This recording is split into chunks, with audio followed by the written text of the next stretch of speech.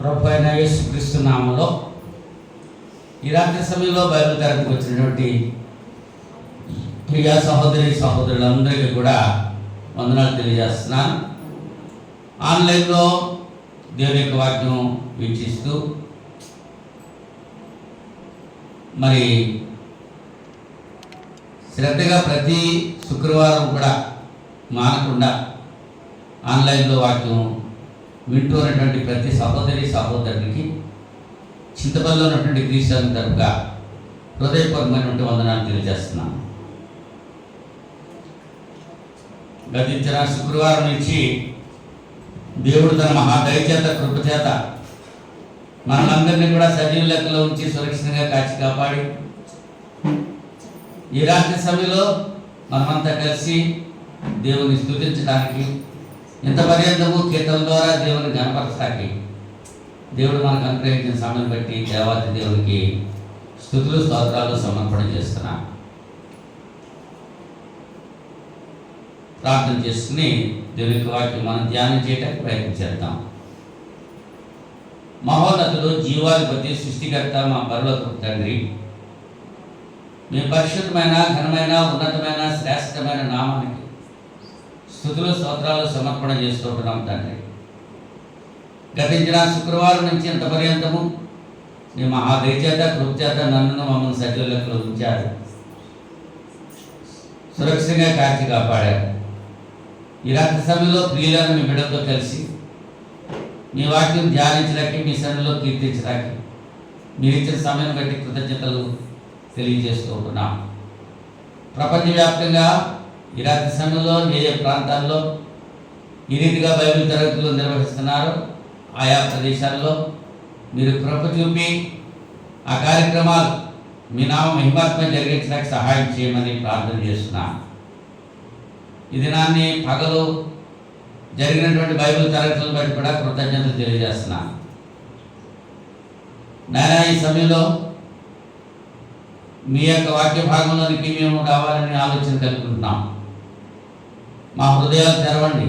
అలనాడు లూదియా హృదయం తెరిచినట్లుగా బిడ్డల హృదయాలు తెరిచి నాయనా ఈ యొక్క వాక్య భాగాన్ని పరిశుద్ధమైన మీ లేఖనాలని ప్రియమైన మీ బిడ్డలకు అందించడానికి ఒక పనిముట్టుగా నన్ను వాడుకొని మీ నామానికి మహిమ తెచ్చుకుంటారని ప్రార్థన చేస్తున్నాను. మీ పరిశుద్ధమైన లేఖనాలు విత్తబడుతూ ఉంటుండగా రోగగ్రస్తులైన మనం ముట్టి స్వస్థపరచండి, బలహీనులైన వారిని ముట్టి బలపరచండి. ఇంకా ఆయా సమస్యలతో సతమతమవుతూ శాంతి కోరి మీ సన్నిధిలో ప్రార్థిస్తున్న ప్రతి బిడ్డ యొక్క విజ్ఞాపన మీరు ఆలకిస్తారని మనం చేస్తున్నాం.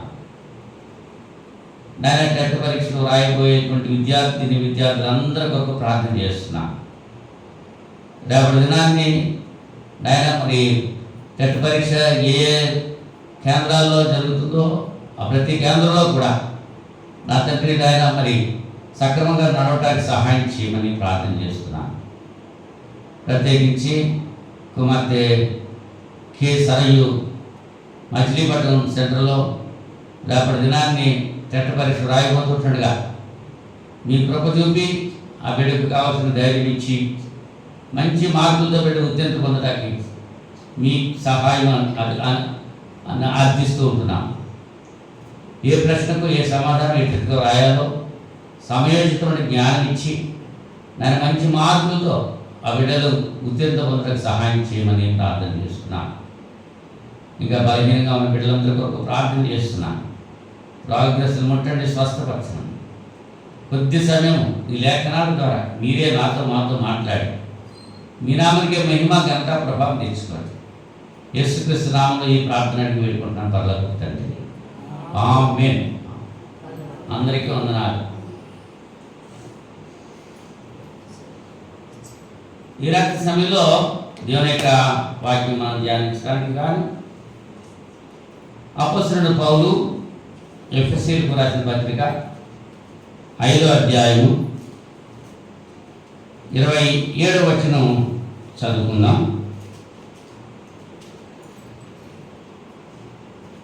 అటువలే క్రీస్తు కూడా సంఘమును ప్రేమించి అది కళంకమైనను ముడతయనను అట్టిది మరి ఏదైనా లేక పరిశుద్ధమైనది గాను నిర్దోషమైనది గాను మహిమగల సంఘము గాను ఆయన తన ఎదుట దాన్ని నిలువబెట్టుకునవలని వాక్యముతో ఉదక స్నానం చేత దాన్ని పవిత్రపరిచి పరిశుద్ధపరచుటకై దాని కొరకు తను తాను అప్పగించుకున్నాడు. దేవుడు తన వాక్యం దీవించిన గాక. ప్రియులారా, ఈ వాక్యము ఎప్పుడు మనం చదువుకుంటూనే ఉంటున్నాం. సంఘము కలంకము లేనిదిగా ఉండాలి అని దేవుడు కోరుకుంటున్నాడు.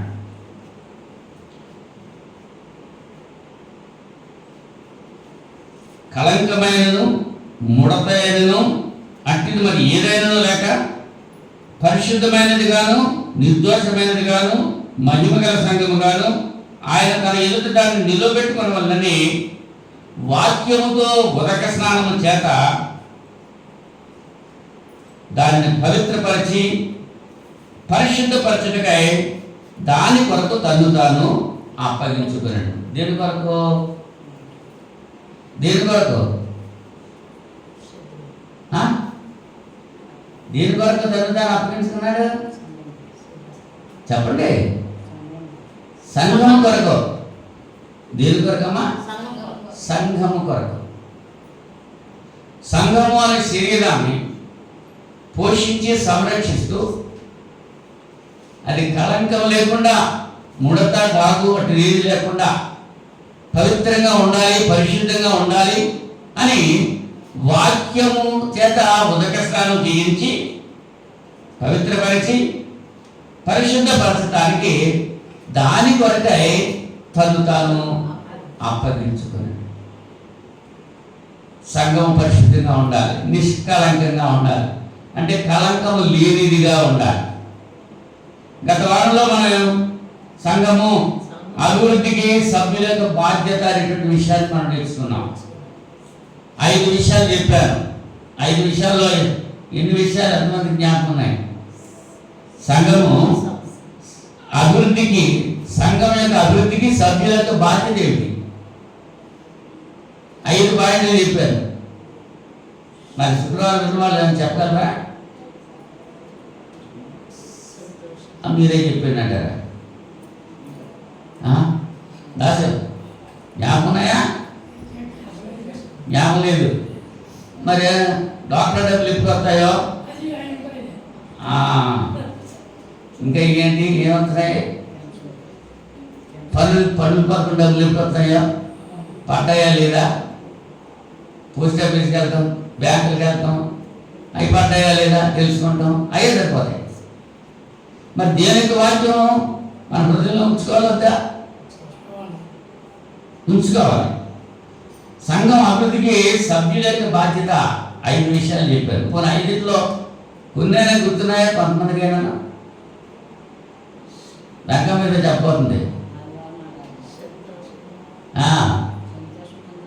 సౌదమణి గారేమో ఆదివారం ఆరాధన సంతోషంగా అంటుంది. అయితే చెప్పండి. సంఘంతో కలిసి ఆరాధించాలి. మొట్టమొదటి పాయింట్ అది. ఆరాధన మానకూడదు. ఆదివారం ఆరాధన మానకూడదు. సంఘంతో కలిసి ఆరాధించాలి. రెండోది సంఘానికి లోబడి ఉండాలి. సంఘ కట్టుబాట్లకు లోనై ఉండాలి. సంఘంతో సహవాసం కలిగి ఉండాలి. మూడోది నీ సహవాసం అందరితో కాదు, నీ సహవాసము సంఘంతో కలిసి ఉండాలి. సంఘంతో కలిసి పనిచేయాలి. సంఘ కార్యక్రమాలన్నింటిలో కూడా కలిసి పనిచేయాలి. సంఘం గురించి ప్రకటించాలి. సౌదమణి గారికి నేను జ్ఞాపకం ఉన్నాయి. ప్రకటించడం బట్టినే ఆరాధన బట్టింది రెండు జ్ఞాపకం చేసింది. చాలా సంతోషం. అయితే ఈ రాత్రి సమయంలో సంఘం కళంకం లేనిదిగా ఉండాలంటే మరి మనం ఏం చేయాలి? కళంకం లేనిదిగా ఉండాలంటే సభ్యులందరూ కూడా అలాగే ఉండాలి. ఈ చదవబడిన లేఖనంలోనే ఉంది.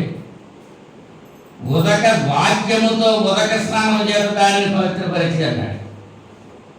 సంఘం పవిత్ర కన్నిగా ఉండాలంటే వాక్యం అనేటువంటి ఉదకంతో స్నానం చేయాలి. అవునా? వాక్యం అనేటువంటి ఉదక స్నానం 25-26 వచనాల్లో మనం అది చదువుకున్నాం. యోహాను సువార్త 17వ అధ్యాయము 17 నుంచి 19 వరకు చదివితే, యోహాను సువార్త సత్యమందు వారిని పరిశుద్ధపరచుము, నీ వాక్యమే సత్యం. ఇది వాక్యమే సత్యము. వాక్యం అనే ఉదకంతో స్నానం చేయబడాలి సంఘం. అంటే వాక్యము చెబుతున్నప్పుడు సంఘం అంతా వింటూ ఉండాలి. వాక్యం అనేటువంటి ఉదక స్నానం చేయిస్తూ ఉండాలి. చంటి పిల్లలకి స్నానం ఎంతసేపు చేస్తారు? ఒక చెంబు నీళ్ళేసి వచ్చేస్తారా? ఎంతసేపు చేస్తారమ్మా చంటి పిల్లలకి స్నానం? ఆ శరీరం ఎంత ఉంటుంది? ఎన్ని నీళ్ళు చేస్తారు? ఎంతసేపు వాష్ చేస్తారు? ఆ శుద్ధి అయ్యాడు. ఆయన శుద్ధి చేయడానికి ఎన్ని నీళ్ళు కావాల్సి వస్తున్నాయి? ఎంత టైం కావాల్సి వస్తుంది? మరి మనం స్నానం చేయడానికి కొంతమంది స్నానం చేస్తారు, బాత్రూమ్ కలా వెళ్తారు, ఇలా వచ్చేస్తారు, సరిగ్గా తూముకోరు, ఈడ్చేడు. కొంతమంది గంటలు ఉంటారు ఏకంగా. అవునా? అంటే ఈ ఉదకంతో, ఉదకం అంటే నీరు అన్నమాట. నీటితో శరీరాన్ని మనం ఎలా శుభ్రం చేసుకుంటున్నామో, వాక్యంతో సంఘము అనేటువంటి శరీరాన్ని పరిశుభ్రం చేయాలి. నెంబర్ 1 పాయింట్ అది. కళంకం లేకుండా సంఘం ఉండాలంటే మొట్టమొదటి ఏంటి? వాక్యం అనేటువంటి ఉదక స్నానం చేస్తూ ఉండాలి. వాక్యం అనేటువంటి ఉదక స్నానం చేస్తూ ఉండాలి. దాసి ఏం చేయాలి? ఒకటి చెప్పు. మరి నీ దృష్టి ఎక్కడ లేదు, అక్కడ ఉంది. అదే మరి నీ చెప్పేటప్పుడు వాక్యం వింటే అది మనసులో వెళ్తుంది. నువ్వేమో ఇంకో వేరే పని మీద ఉన్నావు, నీ మనసు వేరేగా ఉంది, వాక్యం లోపలికి వెళ్తుందా? వెళ్తావు. అంచేత నువ్వు దేవుని మందిరానికి వెళ్ళేటప్పుడు నీ ప్రవర్తన సరిగా ఉంచుకో, సమీపించి ఆలోచించు. మిగిలిన వాటి మీద మనసు వెళ్ళనివ్వకూడదు. వాక్యం మీదే శ్రద్ధ కలిగి ఉండాలి. అప్పుడే ఈ వాక్యము దేవుడు మన యొక్క హృదయంలో పదిలపరచబడుతుంది. అవునా? యోహాను సువార్త 17వ అధ్యాయంలో యేసుప్రభువు చెప్తున్నారు, తండ్రి అయిన దేవునికి ప్రార్థన చేస్తూ, నీ వాక్యమే సత్యం. సత్యమందు వారిని ప్రతిష్ఠ చేయడం అంటే ఏంటి? నిలబెట్టడం, స్థిరంగా ఉంచుతాం. ఆలయ ప్రతిష్ఠ చేశారంటారు. ఏంటి? ఆలయ ప్రతిష్ఠ అంటే నిలబెట్టడం. ఇప్పుడు దేన్ని నిలబెట్టాలి? సంఘాన్ని నిలబెట్టాలి. దేనితోటి? వాక్యంతో. సంఘమైన శరీరానికి ఏది స్తంభం? వాక్యమే సంఘమునకు స్తంభము, ఆధారమైనది. సత్యమునకు సంఘము స్తంభమును ఆధారమైనదని చెప్పి లేఖనంలో మనం చూస్తున్నాం. కనుక వాక్యము చేత సంఘము తడపబడుతుండాలి.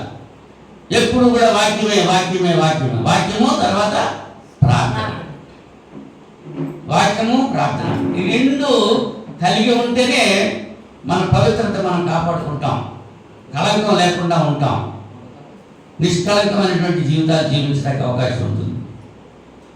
రెండవగా మనం చూస్తే యాకోబు పత్రిక 1వ అధ్యాయము 27వ వచనంలో, ఇబ్బందుల్లో ఉన్న వారిని పరామర్శించడం, యెహోవా మాలిన్యం అంటకుండా కాపాడుకుంటాం. యాకోబు 1వ పత్రిక 27వ వచనం. తండ్రి అయిన దేవుని ఎదుట పవిత్రమును నిష్కళంకమైన భక్తి ఏదనగా ఆ దిక్కులేని పిల్లలను విధవరాండ్రను వారి ఇబ్బందులలో పరామర్శించుటయు ఇహలోక మాలిన్యము తనకు అంటకుండా తను తాను కాపాడుకుంటాయని. నిజమైన భక్తి దేవుని ఎదుట నిజమైన భక్తి, మనుషుల ఎదుట కాదు. తండ్రి అయిన దేవుని ఎదుట పవిత్రము నిష్కలంకము అయిన భక్తి. పవిత్రంగానే ఉండాలి, నిష్కలంకంగా ఉండాలి. ఆ భక్తి ఏదయ్యా అంటే ఏంటి? దిక్కులేని పిల్లలను విధవరాండ్రను. ఇక్కడ 2 కేటగిరీలు ఉన్నాయి.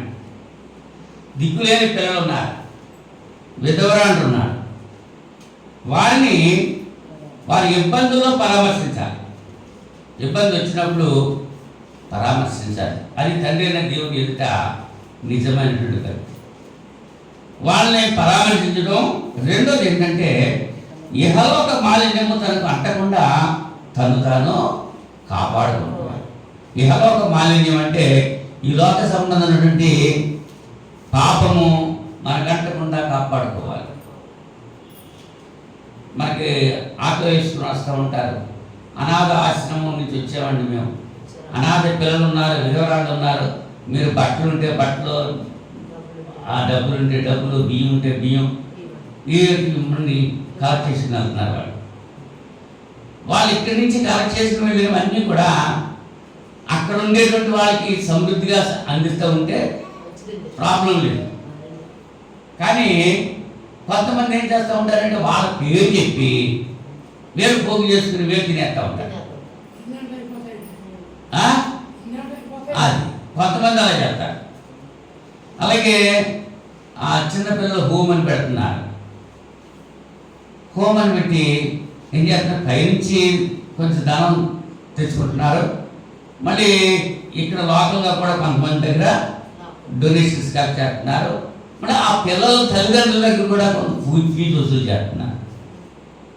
ఎవరి కోసం? అది ఆ పిల్లల కోసం.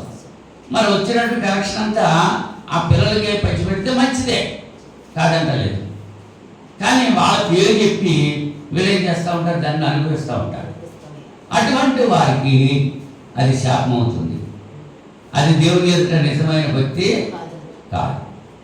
కనుక మొట్టమొదటిగా దిక్కులేని పిల్లలను విధవరాండ్రను వారి ఇబ్బందిలో పరామర్శించడం, ఇహలోక మాలిన్యము తనకు అంటకుండా తను తాను కాపాడుకుంటున్నాయి. తను తాను కాపాడుకోవాలి. ఇహలోక సంబంధమైన మాలిన్యం, లంచాలు తీసుకుంటాం. మళ్ళీ తర్వాత గోరిన చైతన్య కాలేజీలో, ఎక్కడ? విజయవాడలో చైతన్య కాలేజీలో నిన్న మానవ వనరుల శాఖ ఒక అధికారి వెళ్ళి దీంట్లో లైవ్ ఇచ్చారు. ఆడపిల్లల్ని ఇష్టానుసారంగా ఉపయోగిస్తున్నారంట. హాస్టల్లో ఉన్నటువంటి పిల్లలు అధికారులు అది మూసేస్తున్నారు. అది ప్రభుత్వానికి సిఫార్సు చేశారు, ఆ కాలేజీ మూసేయమని చెప్పి. వాళ్ళని అలాగా ఎవరైతే దుష్టక్రియలు చేస్తున్నారో వాళ్ళ మీద చర్యలు తీసుకుంటున్నారు. లైవ్ చూపించారు నన్ను. అదేంటది? ఇహలోక మాలిన్యం. అది అంటకుండా మనం దేవుని ఎదుట, తండ్రి అయిన దేవుని ఎదుట పవిత్రమును నిష్కలంకమైన భక్తి ఎదునగా దిక్కులేని పిల్లలను విధవరాండ్రను వారి ఇబ్బందుల్లో పరామర్శించటం, ఇహలోక మాలిన్యము తనకు అంటకుండా తను తాను కాపాడటం. ఇది రెండో పాయింట్ చెప్తాను. సంఘము కళంకం లేనిదిగా ఉండాలంటే మొట్టమొదటిదేంటి? ఇప్పుడే చెప్పాను, వాక్యము చేత ఉదక స్నానం చేయబడాలి. ఏం చెప్పాను? వాక్యం చేత ఉదక స్నానం చేయాలి. అంటే సంఘానికి ఎక్కువ వాక్యం చెబుతూ ఉండాలి. సంఘం ఎప్పుడు వాక్యం వింటూ ఉండాలి. ఇప్పుడు చెప్పింది ఎప్పుడే మర్చిపోతే ఉంటే మరి ఎలాగా? ఇప్పుడే చెప్పాను. వాక్యం చేత చంటి పిల్లడి గురించి కూడా ఉదాహరణ చెప్పానే. వాడికి ఉంటాడు, ఎన్ని నీళ్ళు వేస్తారని చెప్పాను. అది చెప్పినా మీకు ఇంకా జ్ఞాపకం లేకపోతే ఇంకా నేనేం చేయను. వాక్యం చేత మనం ఉదక స్నానం చేయబడాలి. సంఘం అంటే సంఘంలో ఏం చెప్పాలి? వాక్యం చెప్పాలి. ఇవాళ చాలా ప్రదేశాల్లో వాక్యం చెప్పట్లేదు, కథలు చెప్తున్నారు, సాక్ష్యాలు చెప్తున్నారు, కానీ వాక్యం మాత్రం చెప్పట్లా. వాక్యం ఏం చెప్తారో విందామని చూస్తుంటే వాక్యం అక్కడ వినబడతలేదు. పెద్ద మీటింగ్లు అంటున్నారు, ఉపవాస కూడికలు అంటున్నారు, రకరకాలు పెడుతున్నారు. కానీ వాక్యం ఏమిటి? వాక్యం ఏం చెప్పారు? ఏ పాయింట్ చెప్పారు? ఏ అంశం మీద చెప్పారు? ఆ వాక్యం మనకి విన్న వాళ్ళకి మనకి ఎంతవరకు అవగాహన అయింది? మన జీవితాల్లో దాన్ని అన్వయించుకుంటే మనం ఎంత మేలు పొందుతాము అది ఉందా? అది కనపడలేదు. వాక్యం అనేటువంటి ఉదక స్నానం చేయాలి సంఘము. రెండోది ఏంటి? ఇబ్బందుల్లో ఉన్న వాటిని పరామర్శించాలి. ఇహలోక మాలిన్యం అంటకుండా కాపాడుకోవాలి సంఘం. అవునా? మూడవదిగా మనం చూస్తే సంఘము సడుక్కోకూడదు, సంశయించకూడదు. ఏదైనా ఒక కార్యం జరుగుతున్నప్పుడు సంఘంలో కొంతమంది సడుక్కుంటూ ఉంటారు. సడుగుడు అంటే అర్థం ఏంటి? పైకి చెప్పలేదు, పైకి గట్టిగా చెప్పలేదు, లోపల దొరుకుకుంటూ ఉంటారు. భర్త మంది కొట్టేసి వచ్చి కొట్టేసేయడానికి భార్యని ఏం చేస్తుంది? అది పైకి తిట్టిందనుకో మళ్ళీ పచ్చడైపోతుంది. అంటే సడుక్కుంటారు వెళ్ళి. సంఘం కూడా సడుక్కుంటున్నారు. అలా సడుగులు ఉండకూడదు సంఘంలో. నువ్వు అనుకున్నది ఏదో ముఖం మీద డైరెక్ట్గా చెప్పాలి, అంతేగాని చాటును మాట్లాడకూడదు. సంఘము అటువంటి సడుగులు, సంశయాలు ఉండకూడదు, అనుమానం ఉండకూడదు. అనుమానం ఏమైనా వస్తే అనుమానం వెంటనే తీర్చేసుకోవాలి, అంతేగాని అనుమానంతో ఉండకూడదు. అనుమానమే పెనుగోతం. అదే వాక్యంలో చెప్తున్నాడు. ఏమని? ఫిలిప్పీ పత్రిక 2వ అధ్యాయము, ఫిలిప్పీ పత్రిక 2వ అధ్యాయం 14-15 వచనాల్లో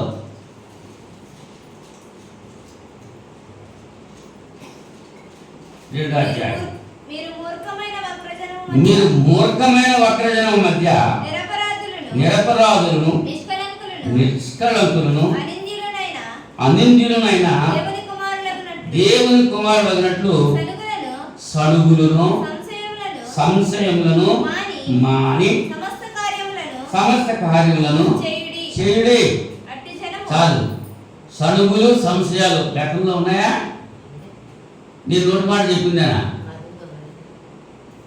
నేను ఏ మాట చెప్పినా లేఖనంలో చూపించి చెప్తా ఉంటాను. యేసు ప్రభువారు అన్నారు, ఈ నా మాటలు విని వాటి చెప్పున చేయి ప్రతివాడు బండ మీద ఇల్లు కట్టిన బుద్ధిమంతుడిని పోలింటాడు. నా మాటలు వినమన్నాడు ఆయన. ఎవరి మాటలు? యేసు ప్రభు మాటలు వినాలి. యేసు ప్రభు మాటలు వినాలి. ఆయన చెప్పినటువంటి బోధ. పౌలు గారు ఏమంటున్నాడు? మీరు మూర్ఖమైన వక్రజనం మధ్య నిరపరాధులు, నిష్కళంకులు, అనింద్యులు అయిన దేవుని కుమారులగునట్లు. మీరు ఎలా ఉండాలి? నిష్కళంకులుగా ఉండాలి, నిరపరాధులుగా ఉండాలి, అనింద్యులుగా ఉండాలి. అనింద్యులు అంటే నిందలు లేవు, నిందలు లేని వాళ్ళుగా ఉండాలి సంఘం. సంఘం అంటే సంఘంలో ప్రతి సభ్యురాలు కూడా ఎవరో ఒక్కరు ఇద్దరు ఉండటం కాదు. సంఘంలో ఉన్న సభ్యులందరూ కూడా ఎలా ఉండాలి? నిరపరాధులుగా ఉండాలి. అవునా? అనింద్యులుగా ఉండాలి, దేవుని కుమారులుగా ఉండాలి. అంటే అలా ఉండాలంటే మీరేం చేయాలి? సడుగులు, సంశయములు మానేసి సమస్త కార్యాలు చేయాలి. సడుక్కోకూడదు, సంశయించకూడదు. ఆదివారం ఆరాధన 10 గంటలకి, 5 నిమిషాలు తక్కువ, 10 నిమిషాలు తక్కువ, 10ంటికి రమ్మని చెప్తే కొంతమంది సడుక్కుంటున్నారు. అలా సడుక్కోకూడదు. కొంతమంది సంశయిస్తున్నారు. సంశయించకూడదు, సమస్త కార్యాలు చేయాలి.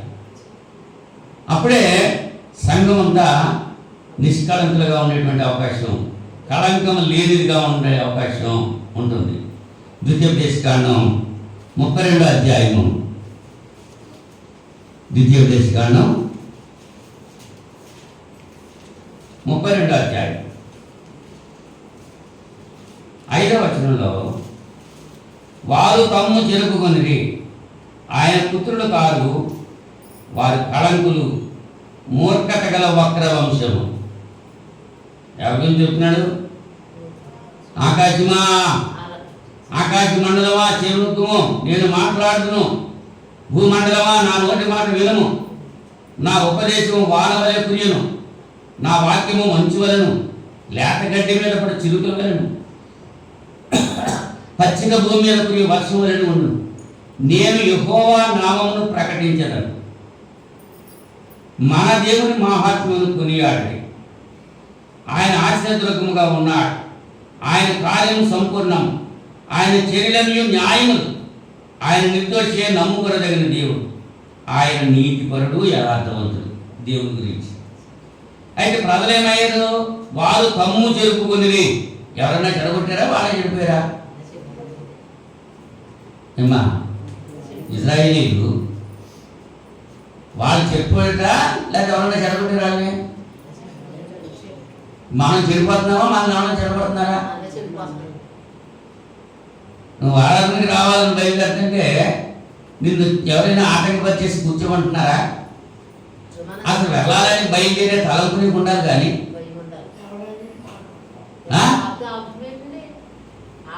లేదు కదా. కానీ వేరే చేశాడు, వాళ్ళు తమ్ము చెరుపుకొనిది.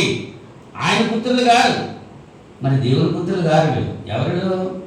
మూర్ఖత గల వక్ర జనము, మూర్ఖత గల వక్ర వంశము. మూర్ఖులకు ఈ తరం వారికి వేరుగా మీరు ఉండాలని పీటర్ గారు కూడా చెప్తున్నాడు. చూడండి, అపొస్తలుల కార్యాలు 2వ అధ్యాయము 40వ వచనంలో. అపొస్తలుల కార్యాలు 2వ అధ్యాయము 40వ వచనంలో, బాప్తిసం పొందిన తర్వాత మీరు ఎలా ఉండాలి అని చెప్తున్నాడు. ఇంకా అనేక విధమైన మాటలతో సాక్ష్యం ఇచ్చి, మీరు మూర్ఖులకు ఈ తరము వారికి వేరై రక్షణ పొందుడని వారిని హెచ్చరించారు. ఈ తరము వారు ఎటువంటి వారు అన్నమాట? మూర్ఖులు. మూర్ఖులతో సాంగత్యం చేయకూడదు, మూర్ఖులతో సంపర్కం కలిగి ఉండకూడదు. విశ్వాసికి అవిశ్వాసంతో పాలేదు లేదు.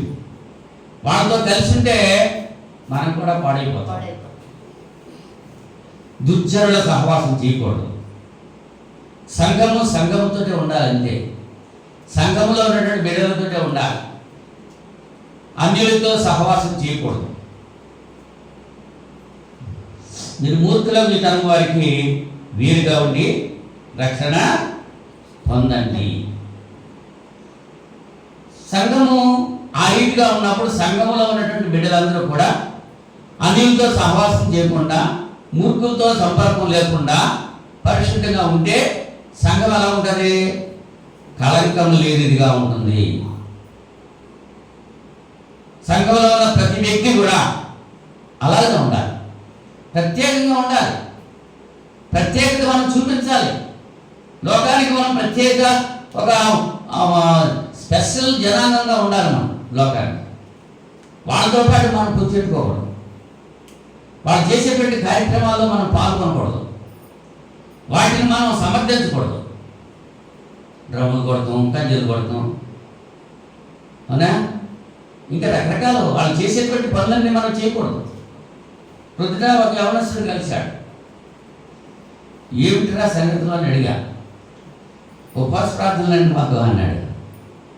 మత్తయి సువార్త 6వ అధ్యాయం చదువుకోరా ఇంటికి వెళ్ళాను. మత్తయి సువార్త 6వ అధ్యాయంకి యువకుడు అంటున్నాడు, యేసు ప్రభువు చెప్పారండి, ఉపవాసం ఎలా చేయాలో, ప్రార్థన ఎలా చేయాలో, ఉపవాసం ఎలా చేయకూడదో, ప్రార్థన ఎలా చేయకూడదో, ధర్మం ఎలా చేయాలో ఎలా చేయకూడదో, ఈ విషయాలన్నీ మత్తయి సువార్త 6వ అధ్యాయంలో చెప్పారు. ఎవరు చెప్పారు ఆ మాటలో? యేసు ప్రభువు చెప్పారు. ఆయన చెప్పిన మాటలు కూడా చేస్తున్నారా ఇప్పుడు? మరి అలా చేసే వాళ్ళతో నువ్వు పత్తి పెట్టుకుని ఉండొచ్చా?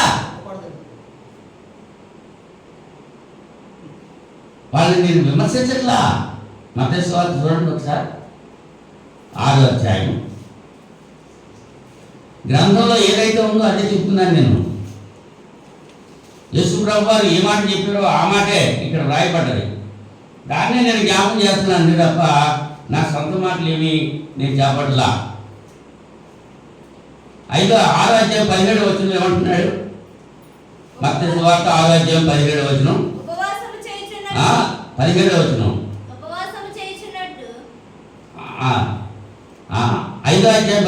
చూడమ్మా.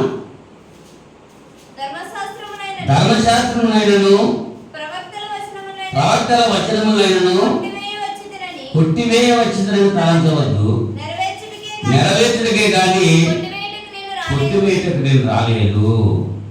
ఆకాశమును భూమి గతించిపోయినే కానీ ధర్మశాస్త్రం అంతయు నెరవేరే వరకు దాని నుండి ఒక పుల్లైనను ఒక సున్నైనను తప్పిపోదని నిశ్చయంగా మీతో చెప్తున్నాను అని చెప్పాడు ఆయన.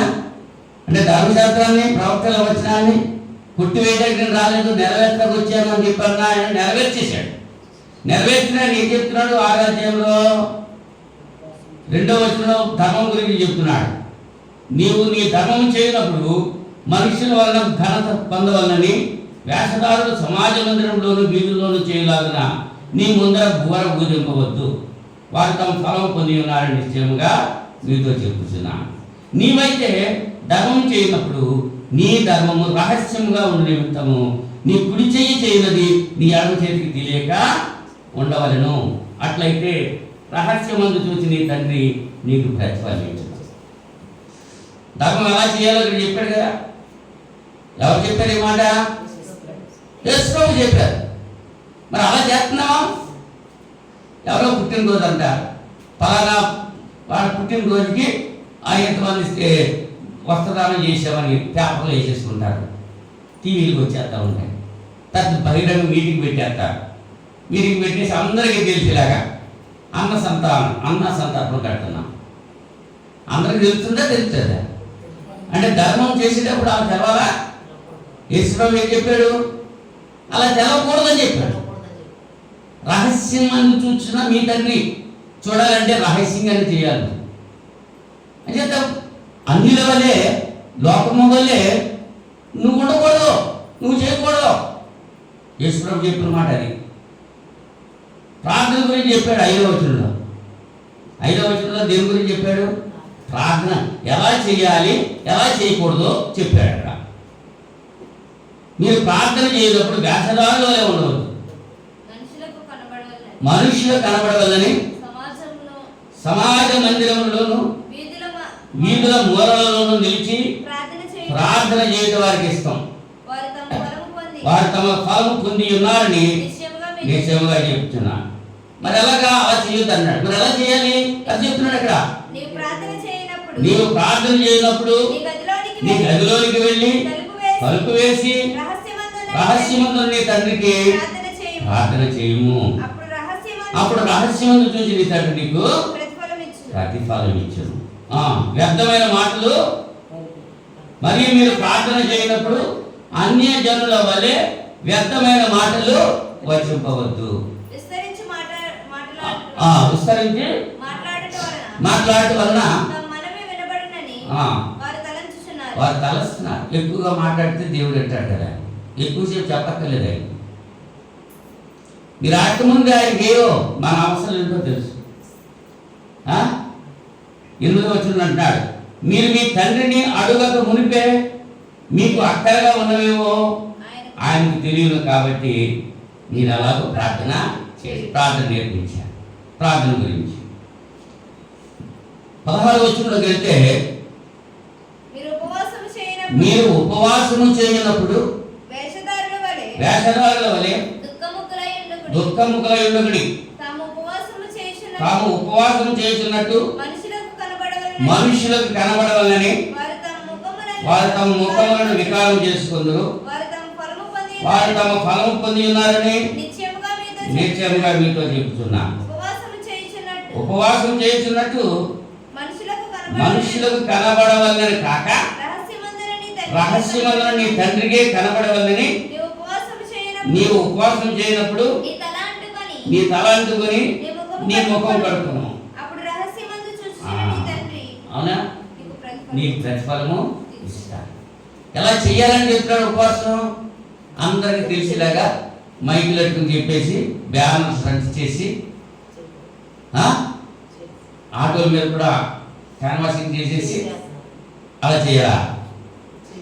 ఏదైతే వద్దన్నాడో యేసు ప్రభు అది చేస్తున్నారో, ఏదైతే చేయమన్నాడో యేసు ప్రభు అది చేయట్లేదు. అలా ఉంటే సంఘము నిష్కలంకంగా ఉండేటువంటి అవకాశం ఉండదు. యేసు ప్రభు ఏవైతే చెప్పాడో దాన్ని అనుసరించాలి, దాన్ని వెంబడించాలి. అప్పుడే సంఘము నిష్కలంకంగా ఉండేటువంటి అవకాశం ఉంటుంది. మీకు అర్థమైందా? 6వ అధ్యాయంలో మత్తయి సువార్త 6వ అధ్యాయం.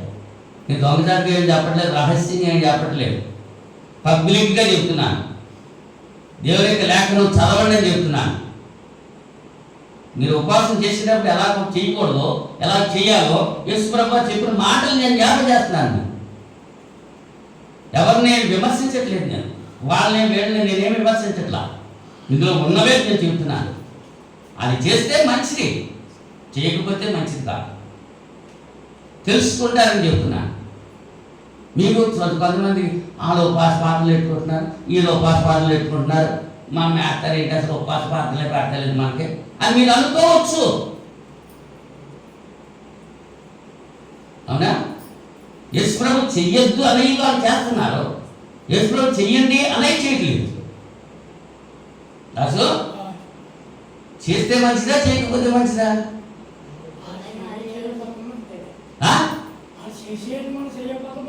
అది కరెక్ట్ చెప్పారు. మనం చేయకుండా ఉండటం మంచిది. ఇచ్చేదా వాక్యం అలా చెప్తుంది. వాక్యం అలా చెప్పారన్నమాట, యేసు ప్రభువు చెప్పారు అలా చేయొద్దు, మీరు ఎలా చేయాలో చెప్పారు, ఎలా చేయకూడదో చెప్పారు. మరుగైన విషయాలు ఏమీ లేవు ఇక్కడ. 4 చెప్పానా? ఏం చెప్పాను? 3 చెప్పాను. సణుగులు సంశయం మాని సమస్త కార్యాలు చేయండి. 4 మొట్టమొదటి ఏం చెప్పాను? వాక్యములతో ఉదక స్నానం చేయబడాలి. 2వది ఇబ్బందుల్లో ఉన్న వారిని పరామర్శించాలి, ఇహలోక మాలిన్యం అంటుకోకుండా కాపాడుకోవాలి. 3వది ఏంటి? సణుగులు సంశయాలు మాని సమస్త కార్యాలు చేయాలి. 4వ దానికి వస్తే మనం పోరాడాలి. విశ్వాస సంబంధమైన పోరాడాలి. విశ్వాసంతో కూడిన పోరాటం జీవితమే పోరాటం. కానీ అనవసరమైన విషయాల్లో పోరాడకూడదు. విశ్వాస సంబంధమైనటువంటి మంచి పోరాటము మనం పోరాడాలి. తిమోతి మొదటి పత్రిక 6వ అధ్యాయం 12వ వచనం నుంచి 11 చదువుతున్నాను. దైవజనుడా, నీవైతే వీటిని విసర్జించి నీతిని, భక్తిని, విశ్వాసమును, ప్రేమను, ఓర్పును, సాత్వికమును సంపాదించుకుంటూ ప్రయాసపడాలి. 6 విషయాలు చెప్తున్నాడు అక్కడ. ఏంటయ్యి?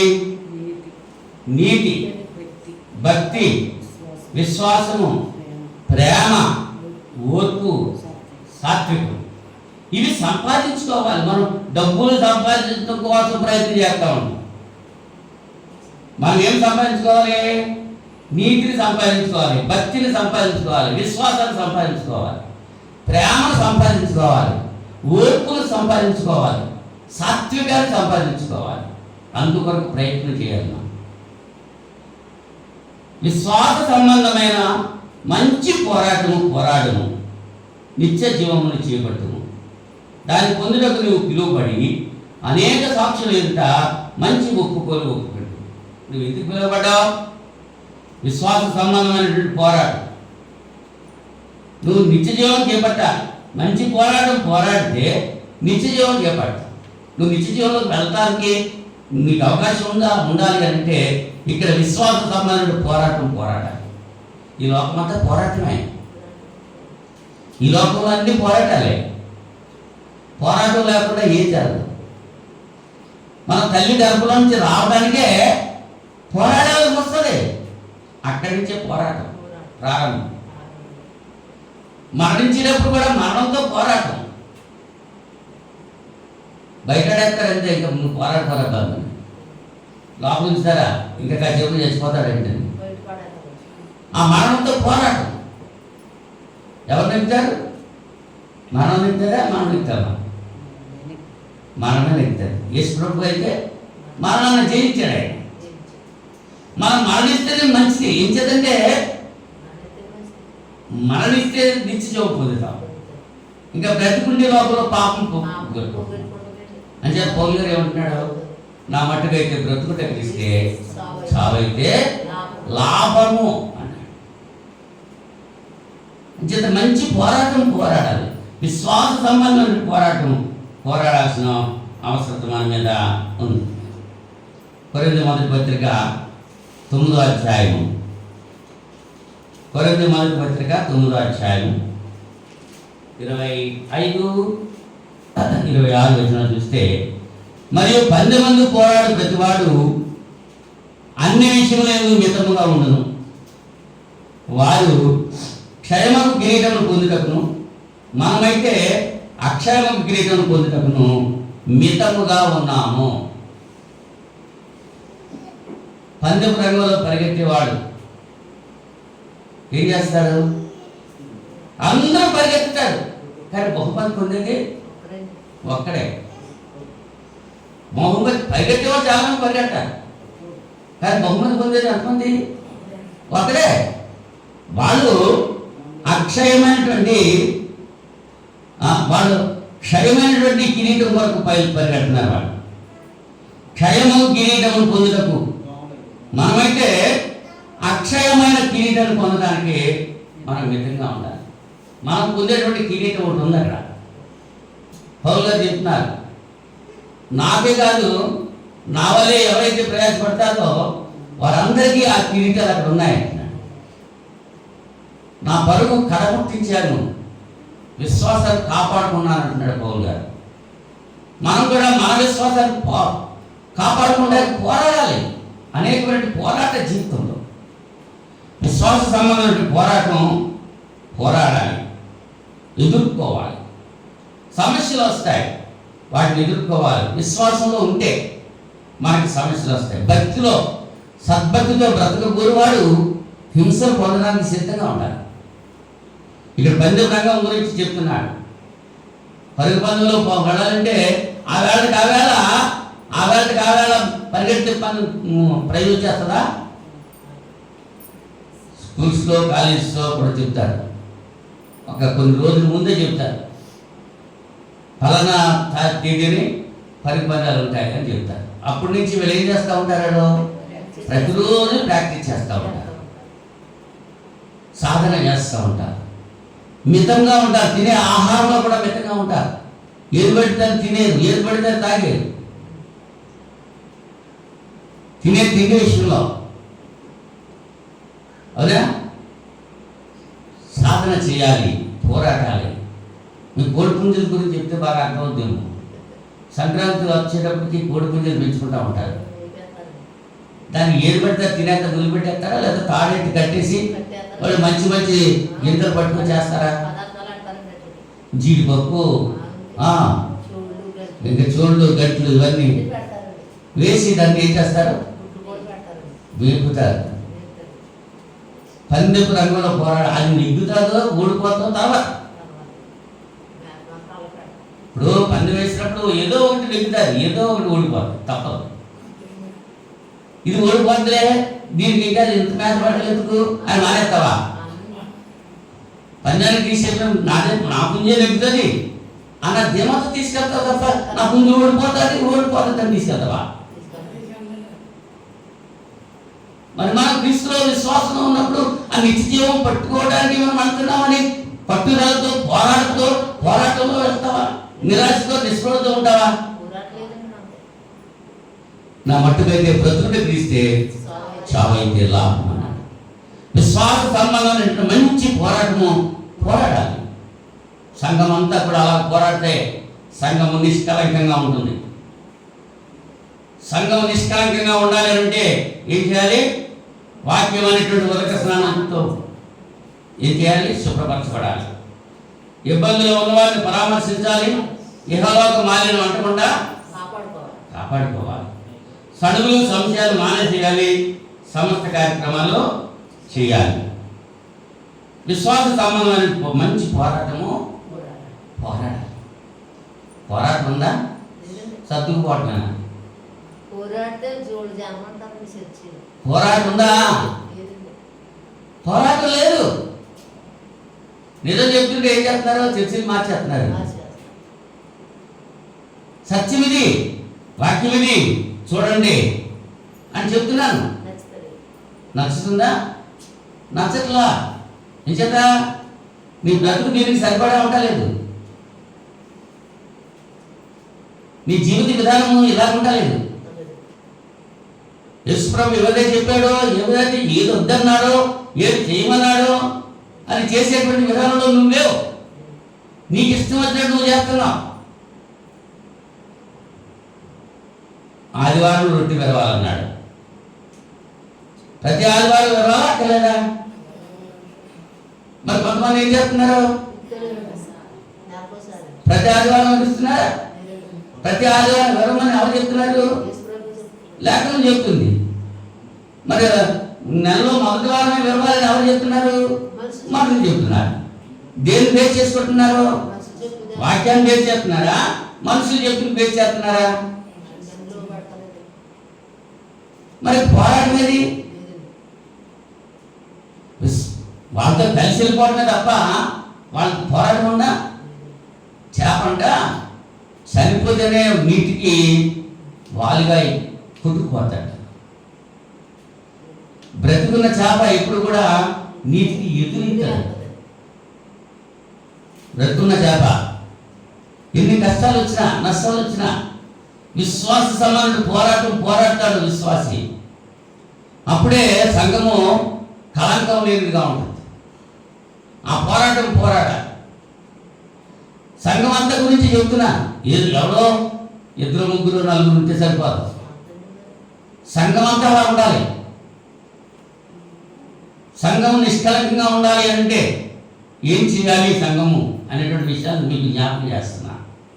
అర్థమవుతుందా? ఆయన కొరింథీ 2వ పత్రిక 10వ అధ్యాయము, కొరింథీ 2వ పత్రిక 10వ అధ్యాయము 3 నుంచి చదువుతున్నాను చూడండి. మేము శరీరదారులమై నడుచుకొనుచున్నాను, శరీర ప్రకారం యుద్ధం చేయము. మా యుద్ధోపకరణములు శరీర సంబంధమైనవి కావు కానీ దేవుని ఎదుట దుర్గములను పడద్రోయజాలినంత బలముకరమైనవి. మేము వితర్కములను, దేవునికి వచ్చిన జ్ఞానం అడ్డగించు ప్రతి ఆటంకమును పడద్రోసి ప్రతి ఆలోచనను క్రీస్తుకు లోబడినట్లు చెరపట్టి మీరు సంపూర్ణ విధేయతను కనపరిచినప్పుడు సమస్తమైన అవిధేయతకు ప్రతిదండన చేయ సిద్ధపడి ఉన్నాం. అవిధేయతకి ప్రతిదండన చేయాలి. అవిధేయులకి ప్రతిదండన చేయాలి. ఏమంటున్నాడు ఆయన? మా యుద్ధోపకరణలు శరీర సంబంధమైనవి కావు. ఎరుకో పట్టణాన్ని పోల్చడానికి యుద్ధోపకరణాలు పట్టుకున్నారు. కానీ ఏం చేశారు వాళ్ళు? బోర్లు అట్టుకున్నారు, గుమ్మ బోర్లు అట్టుకున్నారు, తప్పట్లు కొడుతున్నారు, అదే చేస్తున్నారు. ఓ రోజు వెళ్ళారు, తిరిగి వచ్చేసారు ఎరుకో పట్టణం చుట్టూ. 2వ రోజు వెళ్ళారు, తిరిగి వచ్చేసారు. బోర్లు ఊదుకుంటూ చప్పట్లు కొట్టుకుంటూ వెళ్ళిపోయారు. యాజకులు ఊదారు బోర్లు, అందరూ ఊదలేదు. అవునా? ఆఖరి రోజు 7 సార్లు తిరిగారు, 6 సార్లు తిరిగారు. 7వసారి తిరిగేటప్పుడు జనులంతా కూడా కేకలో గొప్పలు వేశారు. యాజకులు బోర్లు ఊదారు. ఎరుకో గోడ ఏమైపోయింది? కూలిపోయింది. వీళ్ళు యుద్ధం చేయడానికి ఆయుధాలు పట్టుకెళ్ళారా? లేదు. మా యుద్ధోపకరణాలు బాహ్య సంబంధమైనవి కావు. అదే చెప్తున్నాడు ఇక్కడ పౌలు గారు కొరింథీ సంఘంతో. మా యుద్ధోపకరణలు శరీర సంబంధమైనవి కావు కానీ దేవుని యొక్క దుర్గములను పడద్రోయజాలినంత బలము కలవైనది. అటువంటి యుద్ధోపకరణాలు మనం ధరించాల్సిన వారంగా ఉన్నాం. సంఘంలో అందరూ ధరించాలా, కొందరేనా? ఎరుకో కోట గోడ కోలక ముందు కోల్చడానికి పాలెమంతా వెళ్ళారు, ఇజ్రాయేల్ అంతా వెళ్ళారు, అందరూ కూడా దాని చుట్టూ తిరిగారు. మనం ఎవరికైనా బాప్తిసం ఉండడానికి రమ్మంటే 4-5 వస్తారు, మిగిలిన సర్దుకుంటారు, వెళ్ళిపోతారు. ఏది మన సంఘం పరిస్థితి ఎలా ఉంది ఆలోచించండి ఒకసారి. ఒక ఆత్మ దేవుని సన్నిధిలో నూతనంగా చేర్చబడుతుందంటే ఎంత సంతోషించాలి. ఆరాధన అయిన తర్వాత బాప్తిసం ఇస్తామని చెప్పి ప్రకటించినప్పుడు ఏం చేయాలి? సంఘం ఉండాలి కదా. ఆకలి అవుతుందని కొంతమంది, అబ్బాయి వచ్చాడు అన్నం పెట్టాలని కొంతమంది, ఆ చెరువు దగ్గరికి వచ్చేవాళ్ళు ఎంతమంది? ఆరాధనలో ఉన్న వాళ్ళు ఎంతమంది? చెరువు దగ్గరికి వచ్చేవాళ్ళు ఎంతమంది?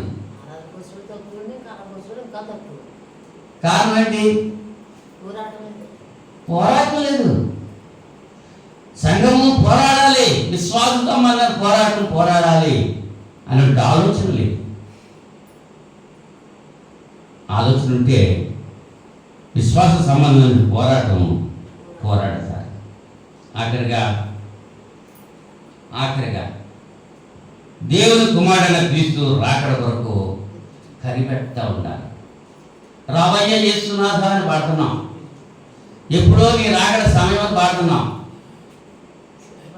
వస్తానంటావా రానంటావా అని పాడుతున్నాం. ఎన్ని పాడుతున్నాయో రాకడ సమయంలో అని పాడతాము. కానీ యేసు ప్రభు వస్తాంటే సిద్ధంగా ఉన్నావా? పేతురు 2వ పత్రిక 3వ అధ్యాయం 14వ వచనంలో, పేతురు 2వ పత్రిక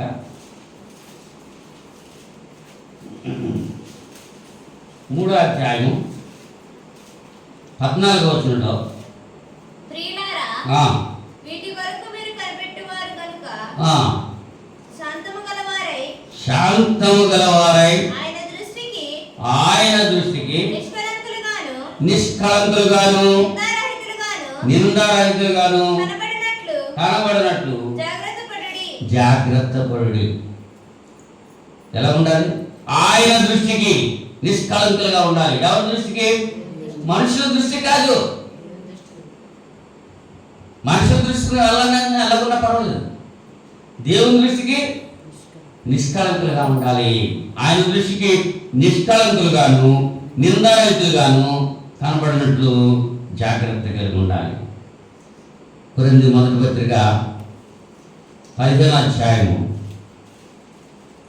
58వ వచనంలో,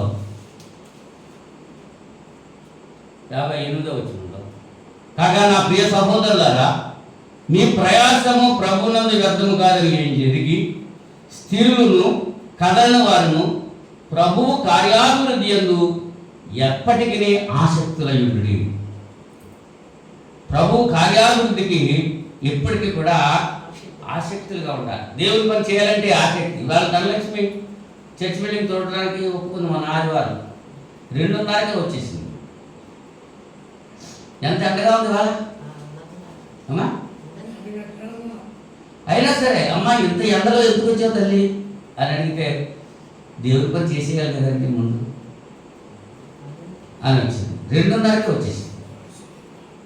శుభ్రం చేసి వెళ్ళింది. ఇది దేవుని పని మీద ఉన్నటువంటి ఆసక్తి అందరికీ ఉండాలి. అలాగా కొంతమందిగా కాదు. కాక నా ప్రియ సహోదరులారా, మీ ప్రయాసము ప్రభువునందు వ్యర్థము కాదని ఎరిగి స్థిరులను కదలని వారును ప్రభువు కార్యాభివృద్ధి యందు ఎప్పటికీ ఆసక్తులై ఉండాలి. సంఘ సభ్యురాలు అందరూ కూడా ఇలా ఉంటే సంఘము నిష్కళంకంగా ఉండేటువంటి అవకాశం ఉంటుంది. అందరూ అలాగే ఉన్నాడు అనుకో, ఎలా ఉంటుంది? మనకు అప్పగింపబడ్డ పని, ఇది దేవుని పని, శ్రద్ధగా చేయాలి. ఇంకో మాట ఉంది ధనలక్ష్మి, ఈ ఫ్యాన్లు కూడా నేను తుడిచేస్తానండి ఒక రోజున, ఎప్పుడు చూడమంటారు చెప్పన్నాను.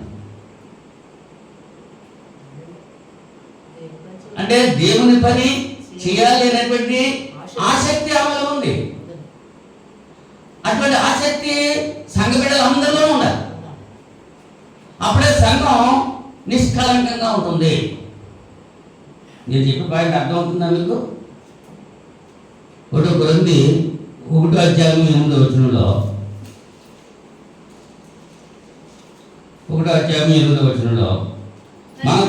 మన ప్రభువైన యేసుక్రీస్తు దినమందు మీరు నిరపరాధులై ఉన్నట్టు అంతము వరకు ఆయన మిమ్మల్ని స్థిరపరచును. అంతం వరకు అసలు ఆలోచన మీకుంటే ఆయన మనల్ని స్థిరపరుస్తారు. ఆ పని చేయాలి, ఆయన పని చేయాలి అనేటువంటి ఆలోచనలు కలిగి ఉంటే, అవునా? పోయిన నెలలో బేబీరాన్ని దేవుని మందిరాన్ని శుభ్రం చేసింది. ఫ్యాక్టరీకి వెళ్ళినా ఆ ఆయన వెళ్ళి బండి మీద తీసుకొచ్చేసి ఆ ఇద్దరు కలిసి తీసేవారు.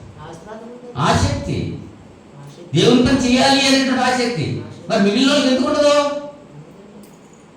కొంతమందిగానే ఉండదు. అది అందరికీ ఎందుకు ఉండదు? దాసు అందరికీ ఎందుకు ఉండదు? దేవుని మీద ఆసక్తి లేదు. కేవలం నా శరీరం కోసమే, నా కొరకే, నా పిల్లల కొరకే, నా మనవల కొరకే. అదే, అంతేగాని దేవుని కొరకు కాదు, సంఘం కొరకు కాదు. అటువంటి పరిస్థితి ఉండకూడదు. సంఘము నిష్కలంకంగా ఉండాలంటే ఏం చేయాలి? 5 విషయాలు చెప్పారు. ఫిలిప్పీ పత్రిక 3వ అధ్యాయం, ఫిలిప్పీ పత్రిక 3వ అధ్యాయం 2వ వచనంలో 20వ వచనం, 3వ అధ్యాయం 20వ వచనంలో మన పౌరస్థితి పరలోకమందున్నది, అక్కడ నుండి ప్రభువైన యేసుక్రీస్తు అను రక్షకుని నిమిత్తం కనిపెట్టుకుని ఉన్నాం. సమస్తమును తనకు లోపరుచుకున్న జాలని శక్తిని బట్టి ఆయన దీన శరీరమును తన మహిమ గల శరీరమునకు సమరూపము గలదిగా మార్చును. మన పౌరస్థితి ఎక్కడుంది? పరలోకము నా దేశము అని పాడేస్తాం పాట. కానీ ఉట్టిగట్టుకుని ఊగులా కలకాలం ఉండాలని ఈ లోకంలోనే ఆస్తి సంపాదించడానికి, ఐశ్వర్యం సంపాదించడానికి, ఆదివారం కూడా మానేసి పనికి వెళ్ళిపోవడానికి, ఇదంతా ఎందుకంట? మనం ఈ లోక పౌరులమే అనేటువంటి ఆలోచన కలిగి ఉంది, అలా చేస్తున్నారు. మన పరిస్థితి పరలోకంలో ఉంది. దేవుని మాటకు మనం ధిక్కరించకూడదు. దేవుని మాటకు లోపడి మనం జీవిస్తే మనం నిత్య జీవంలోకి వెళ్తాం. మన పరిస్థితి అక్కడ ఉంది అనేటువంటి ఆలోచన కలిగి ఉండాలి. అలా ఉంటే సంఘం అంతా నిష్కలంకంగా ఉంటుంది. ఎలా ఉంటున్నాము? సంఘం కలంకం లేనిదిగా ఉండాలి. సంఘం కలంకం లేకుండా ఉండాలని యేసు ప్రభువు సంఘం కొరకు తన రక్తాన్ని కార్చాడు. తన్ను తాను అప్పగించుకున్నాడు. ఎవరి కొరకు? సంఘం కొరకు. సంఘం అంతా ఎలా ఉండాలి? 5 విషయాలు చెప్పారు. కలంకం లేకుండా ఉండాలంటే 5 విషయాలు మరొకసారి జ్ఞాపకం చేస్తాను. గుర్తుంచుకున్న వాళ్ళు గుర్తుంచుకుని మళ్ళీ రేపు శుక్రవారం చెప్పడానికి ప్రయత్నం చేయండి. 5 విషయాలు చెప్తున్నాను మళ్ళా. ఒకటేంటి? వాక్యముతో ఉదక స్నానం చేయబడాలి. రెండోది ఏంటి? దేవుని ఎదుట నిజమైన భక్తి కలిగి ఉండాలి. నిజమైన భక్తి అంటే అర్థమైంది, దిక్కు లేని వారిని ఆదరించాలి, విధవరాలను వాళ్ళ ఆపదల్లో ఆదుకోవాలి, ఇహలోక మాలిన్యం అంటకుండా కాపాడుకోవాలి. మూడోది ఏంటి? సడుగులు సంశయాలు మానేసేయాలి.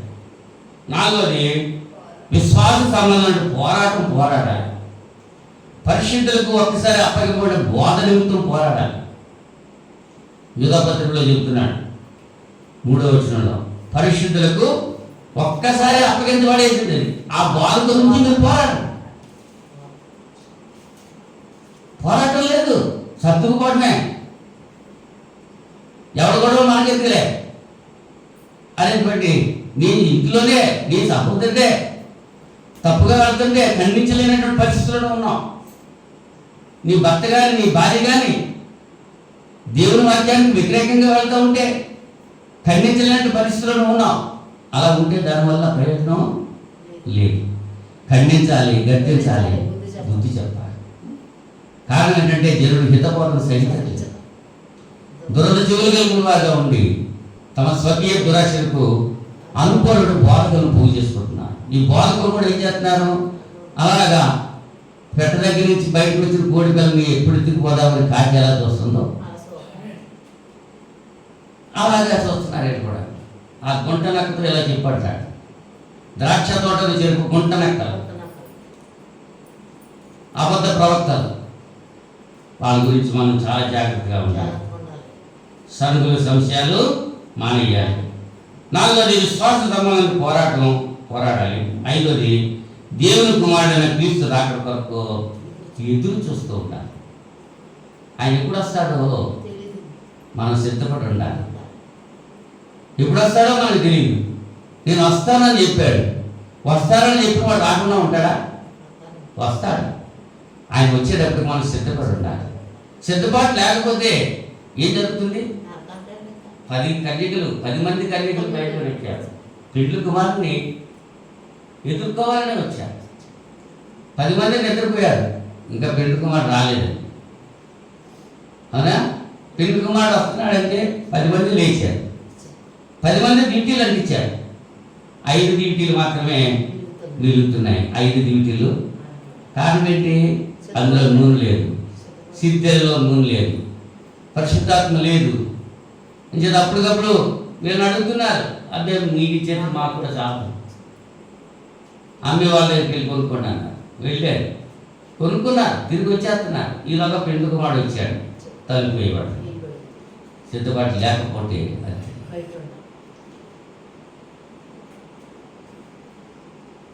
కన్యకల ఉపమానం, 10 మంది కన్యకల ఉపమానం యేసుప్రభువు చెప్పారు. నువ్వు ఎలా ఉన్నావు? సిద్ధపడిన కన్యక వలె ఉన్నావా? సిద్ధపడిన కన్యకలు ఏం చేస్తున్నారు? డ్యూటీలు వేయించుకున్నారు. పెండ్లి కుమారుడు రావడం కంటే వెంటనే లోపలికే వెళ్ళిపోయారు. మరి వాళ్ళు మంచిదా, వీళ్ళు మంచిదా? ఎలాగున్నావు నువ్వు? సిద్ధపడ్డ వాళ్ళగా ఉన్నావా? సిద్ధపడినటువంటి వాళ్ళగా ఉన్నావా? సిద్ధపడిన వాళ్ళు ఉంటే మంచిది, అలా ఉండడానికి ప్రయత్నించే. ఒకవేళ సిద్ధపడే స్థితిలో లేవనుకో, ఇప్పుడైనా సమయం మించిపోయింది ఏమి లేదు.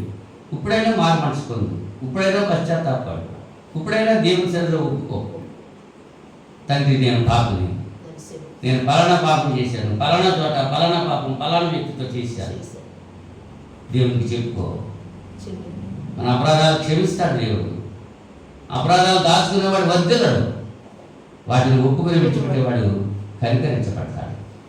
ఆయన రాకడలో మనం ఎత్తబడేటువంటి వారిగా ఉండటానికి దేవుడు తన కృప మనందరికీ అనుగ్రహించుగాక. ఆమేన్. ప్రార్థన చేసుకుందాం. మహోన్నతుడా, పరిశుద్ధుడా, జీవాధిపతి, సృష్టికర్త, మీకు స్తోత్రాలు. ఈ రాత్రి సమయంలో సంఘము కలంకము లేనిదిగా ఉండటానికి ఏమైతే చేయాలో 5 కార్యక్రమాల గురించి బిడ్డలతో బిడ్డలకి జ్ఞాపకం చేశాను. బిడ్డలు ఎంతవరకు అవగాహన చేసుకున్నారో నాకు తెలియదు. వెతబడిన వాక్యం బిడ్డ హృదయాల్లో బదిలిపరచడానికి సహాయం చేయండి. దృష్టి ఏ రీతిగా ముట్టుకోవద్దు, నాయన ముట్టుగా ఉండాలి. ఎత్తుకుపోకుండా మీ కాపుదల ఇచ్చి మహించుకోండి. కూడా వచ్చిన ప్రతి బిడ్డను దీవించాలి. ఆన్లైన్లో వాక్యం వింటున్నట్టు ప్రతి బిడ్డను ఆశీర్వదించాలి. రోగగ్రస్తులు ముట్టి స్వస్థపరచాలి, బలహీనలను ముట్టి బలపరచాలి. ఆయా సమస్యలతో సతమతమవుతున్న బిడ్డల కొరకు ప్రార్థన చేస్తున్నాను. ప్రతి విధమైన సమస్యను పరిష్కరించి మీ నామకే మహిమ తెచ్చుకోండి. నేను గతించిన వారం అంతా కాపాడిన రీతిగా దానికంటే అధికమైన ఆశీర్వాదాలతో రాబోయేటువంటి వారు కూడా కాచి కాపాడి మీ చిత్తమైతే మీ కుమారుడు అనిపిస్తుంది అక్కడ ఆలస్యమైతే మరి శుక్రవారాన్ని ప్రియమైన మీ బిడ్డలతో కలిసి మీ వాక్యం ధ్యానించడానికి సహాయం చేయండి. మా ప్రభుత్వం కొరకు ప్రార్థన చేస్తున్నాం, మా అధికారుల కొరకు ప్రార్థన చేస్తున్నాం, ప్రపంచ శాంతి కొరకు ప్రార్థన చేస్తున్నాం, మీ కుమారుడు అనిపిస్తుంది 2వ రాక కొరకు ప్రార్థన చేస్తున్నాం. నాయన సంఘం కొరకు ప్రార్థన చేస్తున్నాం. సంఘం సంఖ్యలో నాణ్యతలో అభివృద్ధికి సహాయం చేయమని ప్రార్థన చేస్తున్నాం. నాయన ప్రతి బిడ్డ నాయన మీ యొక్క వాక్యానికి విధేయత కలిగి వాక్యం వెలుగులో వారి జీవితాలు సరి చేసుకుంటారు. మరణ పర్యంతం నమ్మకంగా ఉండి నిత్యజీవం పొందేటువంటి వారిగా ఉండడానికి మీ కృప, మీ సహాయం మాకు అనుగ్రహించమని ఈ ప్రార్థన మా రక్షకుడు మీ పికుమారుడు యేసుక్రీస్తు నామములో వేడుకుంటున్నాను పరలోకపు తండ్రి. ఆమేన్. ఆమేన్. అందరికీ వందనాలు.